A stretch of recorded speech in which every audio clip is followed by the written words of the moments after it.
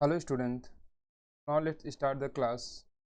So this is class basically for class 10th student, and in this class we will discuss real number because this is the first chapter and first class on real number. So this is the first lecture. So now let's start. And introduction of real number, and in this real number we will discuss Euclid division algorithm. Okay, so Euclid division algorithm as the this is the definition of Euclid division algorithm. This is the Euclid division algorithm as the name suggests. The name suggests has to with divisibility of integers. Divisibility of integers stated simply, it says any positive integer a can be divided by another positive integer. A can be divided by another positive integer b in such a way that it leaves a remainder r that r that is smaller than b. Many of your probably recognize this as a usual long division process. Okay, तो यहाँ पे हमको क्या basically करना है, Euclid division method में हम जैसे कि लोगों को सजेस्ट करते हैं कि डिविजिबिलिटी ऑफ इंटीजर मतलब दैट मीन्स किसी नंबर को हम डिवाइड करते हैं उसी, जैसे मान लीजिए हम यहाँ पे हमने लिखा 52 को हमने डिवाइड किया 8 से, तो यहाँ पे हम 8 से डिवाइड करेंगे और उसके बाद जो रिमाइंडर आएगा वो लिखेंगे। लेकिन यहाँ पे प्रोसेस क्या है, अब इसी को हम सिंप्लीफाई यहाँ पे सबसे पहले करेंगे। डिविजिबिलिटी यूक्लिड डिवीजन एल्गोरिथम से, यहाँ पे इसकी एल्गोरिथम होगी, इसका प्रोसेस होगा, उससे हम इसको डिफाइन करेंगे। ठीक है, उसमें क्या है हमारे पास दो कंडीशन क्या है हमारे पास, जो it says any positive integer, कोई भी पॉजिटिव इंटीजर होना चाहिए। दैट मीन्स ले लेंगे एनी पॉजिटिव इंटीजर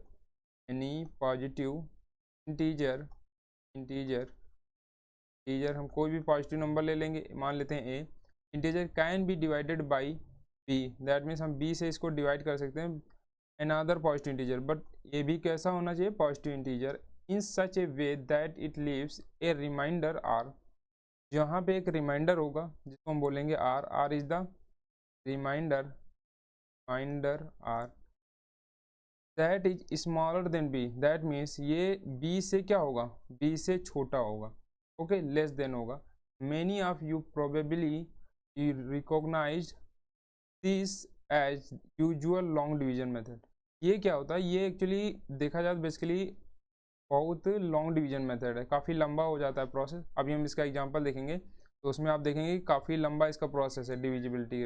ये जो यूक्लिड डिवीजन एल्गोरिथम है इसकी लंबी प्रोसेस है। ठीक है, चलिए आइए हम देखते हैं। तो theorem 1.1 Euclid division lemma, given positive integer a and b, there is the given positive integer a and b given है, there exist unique integer q and r, satisfied a equal to b q plus r and r is less than equal to 0 and less than b। तो यहाँ पे अगर हम बात करें example की, तो ये हमारे पास जो क्वेश्चन में है a equal to B Q plus are, यहाँ पे r, जो r की कंडीशन है वो ग्रेटर देन इक्वल टू 0 होना चाहिए और लेस देन किससे, b से कम होना चाहिए। ठीक है, इससे कम होना चाहिए। मान लीजिए हम ए कोई ले लेते हैं, कोई एग्जांपल ले लेते हैं, मान लेते हैं हम ए इक्वल टू ले लिया हमने, यहाँ पे हम ले लेते हैं, मान लेते हैं कोई नंबर मान लेते हैं हम यहाँ पे नंबर, एक सिंपल नंबर मान लेते हैं 52 मान लेते हैं। ठीक है, 52 ए मान लेते हैं और बी मान लेते हैं कोई, ये भी सिंपल नंबर मान लेते हैं हम इसको 5, ये मान लेते हैं 5 मान लेते हैं। ठीक है, अब इसको अगर हमको सिंप्लीफाई करना है तो सबसे पहले हम कंडीशन देख लेंगे, जो 52 है वो ग्रेटर देन 5 है। तो इसको अगर हम सिंप्लीफाई करेंगे 52 को, तो इसको हम लिख लेंगे 5 इंटू 10, या हम 10 इंटू 5 लिख लेंगे और प्लस 2 लिख लेंगे। 2 यहाँ पे हमारे पास क्या है, आर है, 5 क्या है, 5 हम बी है, क्यू है, यहाँ पे जो आर है, आर इज लेस देन 5 से हमारे पास यहाँ छोटा है। ठीक है, इस तरह का फॉर्म जो होगा यही हमारा इसका स्टैंडर्ड फॉर्म है, सेटिस्फाई करेगा ये क्यू और यूनिक इंटीजर को, क्यू एंड आर को सेटिस्फाई करेगा। यहाँ पे ये इसका यूक्लिड डिवीजन लेम्मा का स्टैंडर्ड फॉर्म है। चलिए इसके हम एल्गोरिथम देख लेते हैं। ठीक है, जिसको हमको फॉलो करके इसको सिंप्लीफाई करना है। देखिए यहाँ पे जो एल्गोरिथम है, तो latest state Euclid is division algorithm clearly. ये क्या है, डिवीजन एल्गोरिथम है। जैसे हम सिंपली डिवाइड करते हैं किसी नंबर, इसमें भी हमको डिवाइड करना है। और बेसिकली यहाँ पे एचसीएफ फाइंड आउट करेंगे। एचसीएफ में क्या होता है, हम लोग हाईएस्ट काउंट फैक्टर देखते हैं, लेकिन हाईएस्ट काउंट फैक्टर यहाँ पे हम डिवाइड कर करके देखेंगे। तो एक इसका एल्गोरिथम है। तो सबसे पहले हम लेटेस्ट स्टेट, सेकेंड क्या, to obtain the HCF of two positive integers say c and d with c is greater than d follows the steps below। That means वहाँ पे हम दो पॉजिटिव इंटीजर ले लेंगे, दो पॉजिटिव इंटीजर ले लेंगे। पॉजिटिव इंटीजर को मान लीजिए हमने यहाँ पे जो लिया है c लिया है और d लिया है, लेकिन इसकी कंडीशन हम पहले ही वहाँ पे देख लेंगे, c इज ग्रेटर देन क्या होना चाहिए, d क्या होना चाहिए। ठीक है, तो ये सेकेंड कंडीशन है। अब स्टेप देख ले, apply Euclid division lemma to c and d, तो we find whole number Q and R such that, इस फॉर्म में होना चाहिए C equal to D P plus R and R is the condition, R is greater than equal to zero and less than D। That means R की जो value है वो zero भी हो सकती है और ग्रेटर देन जीरो हो जाएगी, लेकिन लेस देन नहीं होगी, और D से छोटी होनी चाहिए। ठीक है, ये इसकी एक कंडीशन, ये इसकी सेटिस्फाई करेगा। यहाँ पे ये इसकी सेटिस्फाई करेगा, क्योंकि ये क्या है, ये यूक्लिड डिवीजन लेमा का स्टैंडर्ड फॉर्म है। ठीक है, step 2, if r equal to zero, अगर r की वैल्यू जीरो हो जाती है, d इज द SCF, तो वहाँ पे बोलेंगे जो d होगा, d is the SCF of c and d। जो हम जिस नंबर का निकाल रहे हैं, c एंड d का क्या निकाल रहे हैं, c एंड d का निकाल रहे हैं हम, c एंड d का, तो यहाँ पे जो q हो जाएगा, d हो जाएगा, वो हमारा SCF हो जाएगा। और r की वैल्यू कंडीशन क्या है, is not equal to zero, apply the division lemma. अगर r की वैल्यू जब तक जीरो नहीं हो रही तब तक हम division lemma, Euclid division lemma apply करते रहेंगे। ठीक है, अब तीसरी कंडीशन क्या है, तीसरी कंडीशन देखिए, continue the process will the remainder is zero. Continue process, उसको कंटिन्यूस करिए कब तक, जब तक कि रिमाइंडर क्या ना हो जाए, जीरो हो जाए। The divisor at this stage, इस स्टेज पे जो डिवाइजर होगा, विल बी रिक्वायर्ड SCF, ये SCF के लिए रिक्वायर्ड होगा। ठीक है, इसको इन वैज्ञानिक ने बोला था, मोहम्मद इब्न मूसा ने। ठीक, इन्होंने बताया था। चलिए अब देख लेते हैं, हम इसका एग्जाम्पल एक ले लेते हैं। ठीक, मान लेते हैं दो नंबर हम ले लेते हैं। ठीक है, तो हम मान लेते हैं नंबर्स मान लेते हैं, नंबर्स मान लेते हैं। नंबर्स हमारा क्या मान लेते हैं, नंबर्स में हम देख लेते हैं कि मान लेते हैं एक नंबर ले लेते हैं हम, कोई एक अपने हिसाब से नंबर ले लेते हैं। मान लेते हैं यहाँ पे 4052 एक नंबर ले लेते हैं, और सेकंड नंबर ले लेते हैं 12576। ओके, अब यहाँ पे हम अप्लाई करते हैं। तो पहला स्टेप क्या था, पहला स्टेप हमारे पास था कि सबसे पहले हम इसको देखेंगे कौन सा नंबर बड़ा है। तो यहाँ पे हमारे पास 12576 इज ग्रेटर देन 4052, ये नंबर हमारा बड़ा है। ठीक है, और सेकेंड अब क्या करेंगे, हम यहाँ पे अप्लाई कर देंगे, we will apply division lemma method. इसके बाद हम अप्लाई करेंगे सीधा, वी विल अप्लाई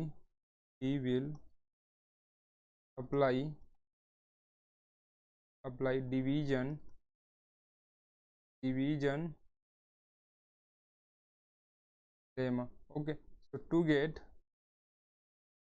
तो हमको वैल्यू क्या मिल जाएगी, अब यहाँ पे हमारे पास वैल्यू क्या हो जाएगी, 12576 इक्वल टू, अब इसको हम डिवाइड मल्टीप्लाई करेंगे 12770 is the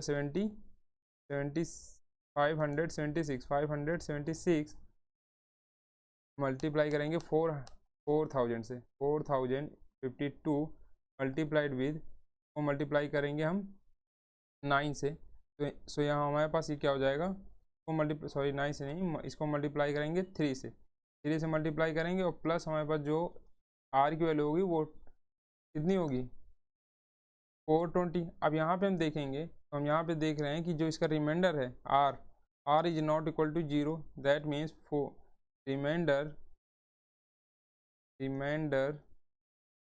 is not equal to 0, that cause have 420 is not equal to 0. So again apply, we will again apply division lemma method. Okay, so now let's apply. So यहाँ पे हम apply करेंगे तो क्या हो जाएगा, अब अप्लाई करेंगे तो कितनों को इसको डिवाइड करना है, 4052 को डिवाइड करना है कितने से, 420 100 इंटू 9 प्लस 272, ये वैल्यू आ जाएगी। इसको हम फिर से अप्लाई करेंगे क्योंकि यहाँ पे हमारे पास क्या है, ये आर की वैल्यू 0 नहीं है। फिर से इसको डिवाइड करेंगे तो ये हो जाएगा 420 इक्वल टू 272 इंटू 1 प्लस 148। फिर से इसको डिवाइड करेंगे तो ये हमारे पास 272 equal to 148 multiplied with 1 plus 124। अब यहाँ पे 124 आ गया, ये भी हमारा 0 नहीं है, तो अब यहाँ से फिर हम 148 इक्वल टू 124 इंटू 1 प्लस 24 को डिवाइड करेंगे यहाँ पे, ठीक है। 24 प्लस आर की वैल्यू फिर भी हमारे पास 0 नहीं है, फिर से हम अप्लाई करेंगे, ऐसे ही अप्लाई करते जाएंगे तब तक जब तक हमारा आर क्या ना हो जाए 0। यहाँ पे 24 को क्या लिख पाएंगे, 4 इंटू 6 प्लस 0। अब यहाँ पे हम ये प्रोसेस स्टॉप कर देंगे, द रिमाइंडर हैज बिकम 0। यहाँ पे रिमाइंडर की वैल्यू क्या है, 0 हो गई। जब रिमाइंडर की वैल्यू 0 हो गई तो हम यहाँ पे कह देंगे कि हमारे पास स्टॉप हो गया। और यहाँ पे डी क्या है, SCF, तो हम कहेंगे SCF। देखिए SCF फाइंड करने का कितना लंबा प्रोसीजर हो रहा है यहाँ पे। तो ये यूक्लिड डिवीजन से हमारे पास जब क्वेश्चन बोलेगा कि यूक्लिड डिवीजन से फाइंड आउट करो तो हमको ऐसे ही सिंप्लीफाई करना होगा, यही इसकी एल्गोरिथम है, इसी को फॉलो करते हुए हमको सिंप्लीफाई करना पड़ेगा, ठीक है। चलिए यहाँ पे तो इसका हम क्या निकाल लिया, हमने SCF निकाल लिया, किसका किसका, 12,576 कामा 4052। इसका एलसीएम कितना आया, इसका एलसीएम आया है यहाँ पे 4, ठीक है।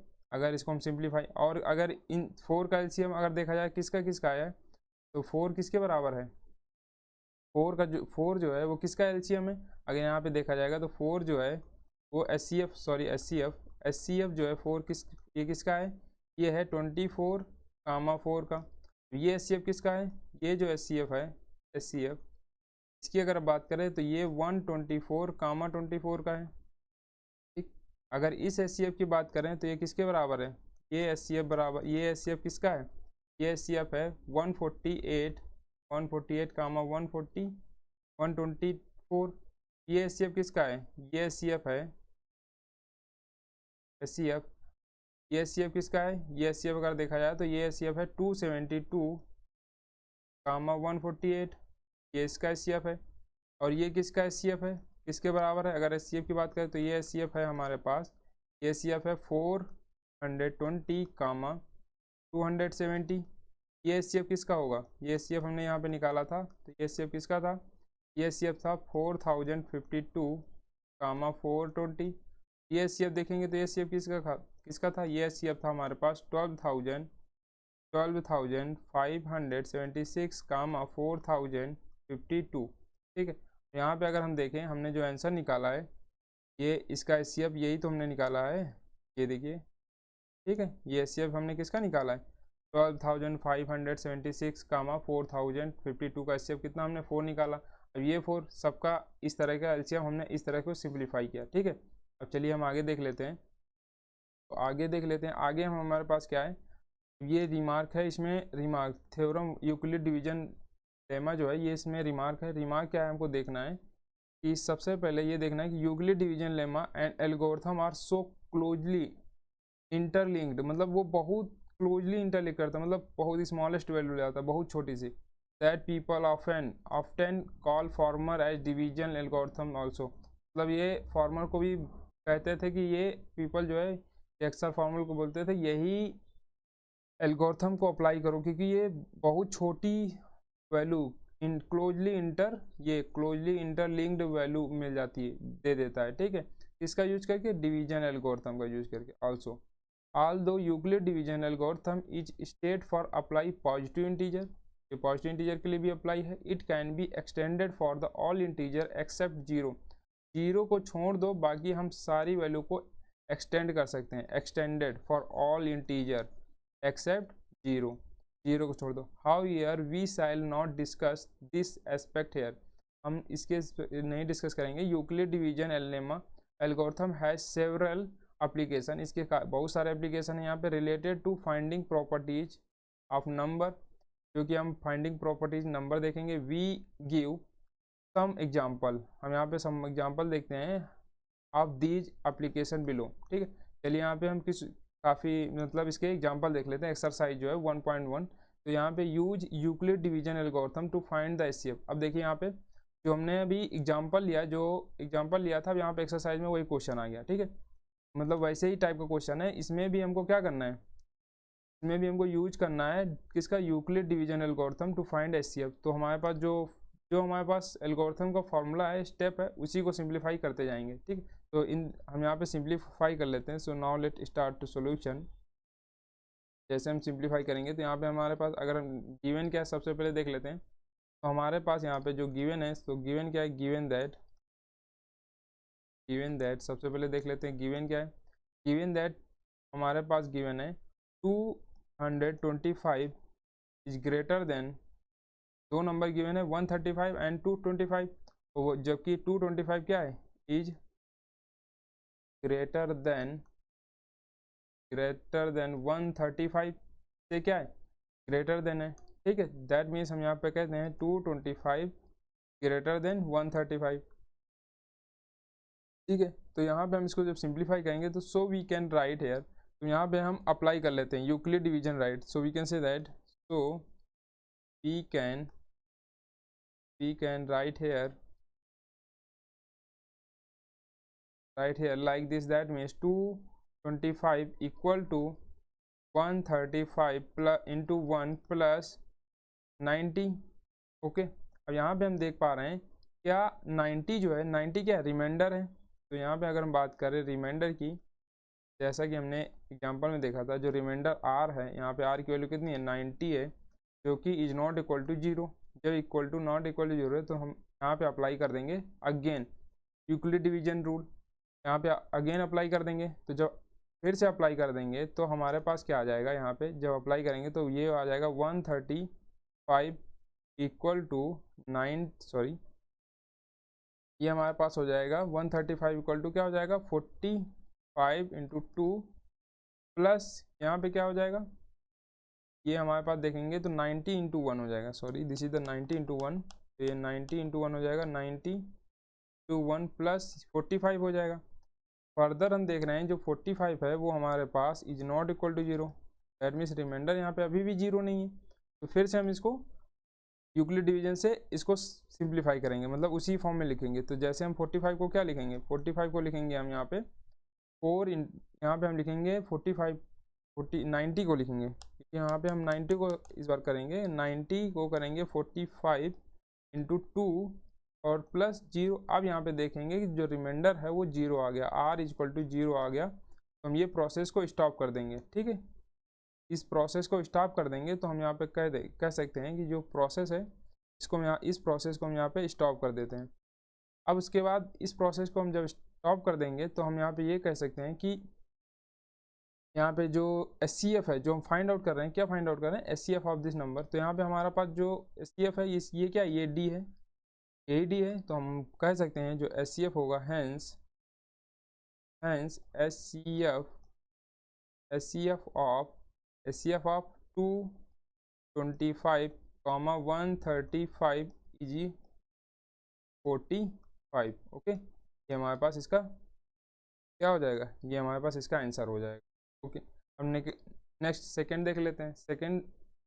सेकंड में क्या गिवन है, सेकंड में हमारे पास गिवन है, क्वेश्चन क्या कह रहा है, सो दैट, क्वेश्चन देख लेते हैं। तो क्वेश्चन हमारे पास कह रहा है so that any positive odd integer, so that any positive odd integer is of the form 6q plus 1 or 6q plus 3 or 6q plus 5 where q is some integer, okay. तो यहाँ पे भी हम इसका सिंप्लीफाई कर लेते हैं, यहाँ पे इसको सिंप्लीफाई कर लेते हैं। तो यहाँ पे क्या है, यूक्लिड एल्गोरिथम क्या होती है, यहाँ पे हम भी यूक्लिड एल्गोरिथम ही अप्लाई करेंगे, यूक्लिड एल्गोरिथम ही अप्लाई करेंगे, ठीक है। यूक्लिड एल्गोरिथम अप्लाई करेंगे तो यहाँ पे क्या हो जाएगा, a equal to 6p plus are, यहाँ पे देखें 6q होगा, एक्चुअली ये 6q होगा, जबकि यहाँ पे q होगा, ये हम देते क्या है, dq, तो ये हमारे पास q होगा। अब यहाँ पे q क्या है, is not equal to zero, तो जो r की कंडीशन है वो d से लेस होनी चाहिए, that means r is less greater than equal to r and less than 6, ये कंडीशन होनी चाहिए। तो यहाँ पे अगर हम इफ़ अगर हम ये कर दें कि आर की वैल्यू अगर हम 0 ले लें तो ये क्या हो जाएगा, ए इक्वल टू 6Q हो जाएगा, सॉरी दिस इज पी हो जाएगा, इसको पी ले लेते हैं, यहाँ पे हम पी ले लेते हैं, ये भी पी ले लेते हैं और इसको भी पी ले लेते हैं, ये हमारे पास हो जाएगा 6P, ये पी हो जाएगा और ये 6 हो जाएगा। अब अगर हम इसी तरह से आर की वैल्यू बढ़ाते जाएं, आर की वैल्यू 1 ले लें, 2 ले लें, तो हमारे पास क्या मिलता जाएगा, हमारे पास मिलता जाएगा, हम कह जाएंगे कि ए इक्वल टू जो हो जाएगी हमारे पास क्या हो जाएगा, जैसे आर की वैल्यू हम बढ़ाएंगे, पहली बात हमारे पास 6P आ जाएगा, 1 रखेंगे तो 6P प्लस 1 हो जाएगा, 2 रखेंगे तो 6P प्लस 2 हो जाएगा, और 3 रखेंगे तो 6P 3 हो जाएगा, प्लस 6P प्लस 4 हो जाएगा, और 6P ये क्या हो जाएगा 6P प्लस 5 हो जाएगा, और कहाँ तक लेना हमको, लेस देन 6, तो यही हम यहीं तक ले सकते हैं, तो ये वैल्यू हो जाएगी। तो यहाँ पे अगर हम देखें जो क्वेश्चन में है, क्वेश्चन में हमारे पास क्या नहीं है, अगर ए की बात करें तो क्वेश्चन में हमारे पास क्या नहीं है, ए इक्वल टू 6P नहीं है, और 6P प्लस 2 नहीं है, ठीक है, यही ये भी नहीं है हमारे पास, 6P प्लस 2 नहीं है, और देखें तो 6P प्लस 4 नहीं है, ठीक है, ये हम देख पा रहे हैं जो ए है, ए कैसा है, यहाँ पे इवन है, ए हमको बताना था, हम यहाँ कह सकते हैं divisible by 2, a positive integer can be either even or odd, can be either even or, therefore any positive integer odd integer is of the form, कौन सा फॉर्म हो सकता है हमारे पास जो गिवन है, कौन सा form, form can be form, form कैसा फॉर्म हो सकता है 6P plus 1, 6P plus 3 and 6P plus 5, इस तरह का ये फॉर्म हो सकता है, where p is the some integer, that means, और पी क्या है, some integer, Z is the integer, okay. तो हम यहाँ, so now let's see the second question. So in this question, that means an army contingent of 616 members is to march behind any army band of 32 members, and there is the 616 members in a parade. The two groups are to march in the same number of column. What is the maximum number of column in which they can march, okay, which they can march। तो यहाँ पे हमारे पास जो given है, ठीक है, यहाँ पे क्या गिवन है, एक आर्मी जो कंटिजेंट है वो कितने मेंबर है, ये हमारे पास 616 मेंबर है, इस टू मार्च, और बिहाइंड इसके जो पीछे एन आर्मी बैंड जो कि वहाँ पे कितने 32 मेंबर्स हैं परेड में, ठीक है, तो इसको यहाँ पे हम सिंप्लीफाई कर लेते हैं। तो now let's start to solution, यहाँ पे हम इसको स्टार्ट करें, सोल्यूशन स्टार्ट कर लेते हैं। तो यहाँ पे हम जैसे इसका जब स्टार्ट करेंगे तो क्वेश्चन में हमारे पास क्या है वो देख लेते हैं सबसे पहले, इवन दैट क्या है हमारे पास, हम कह सकते हैं नंबर ऑफ आर्मी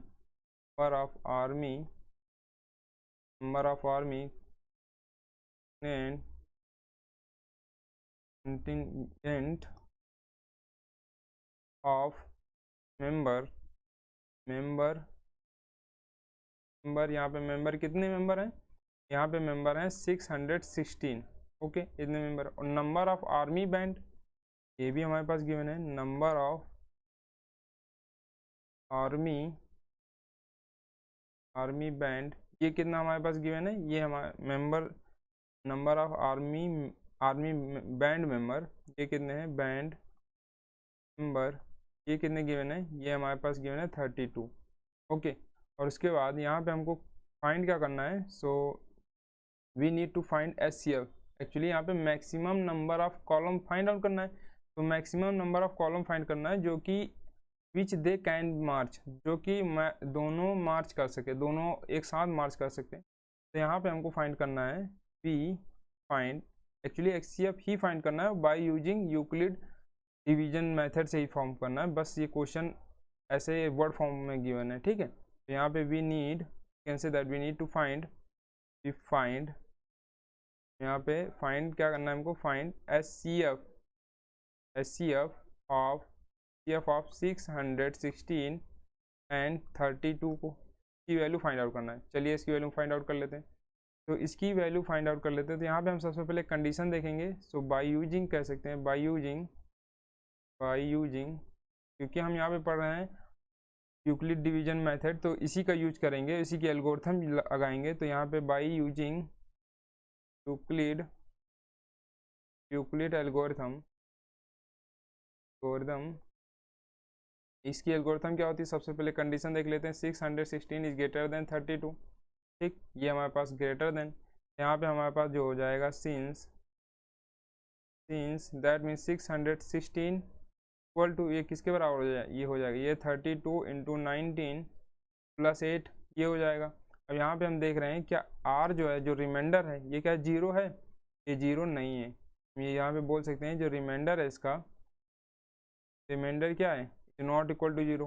अगर remainder is not equal to zero है, that means r is not equal to zero है, तो यहाँ पे अगेन अप्लाई कर देंगे, अप्लाई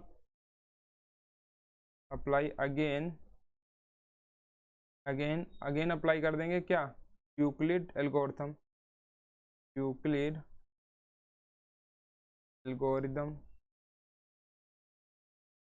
तो ये क्या हो जाएगी हमारे पास। फिर उसके बाद यहाँ पे हमको कितने को करना है डिस्ट्रीब्यूट, 32 को करना है कितने में, 4 इंटू 8 इंटू 4 प्लस 0। अगर यहाँ पे देख रहे हैं आर इक्वल टू 0 आ गया, तो हम यहाँ पे जो प्रोसेस है उसको स्टॉप कर देंगे, इस प्रोसेस को क्या स्टॉप कर देंगे। जो हमारे पास क्योंकि हमारे पास जो यहाँ पे रिमाइंडर है वो क्या हो गया, रिमाइंडर कह सकते हैं, रिमाइंडर की जो वैल्यू आ गई वो 0 आ गई, तो हम यहाँ पे इस प्रोसेस को स्टॉप कर देंगे।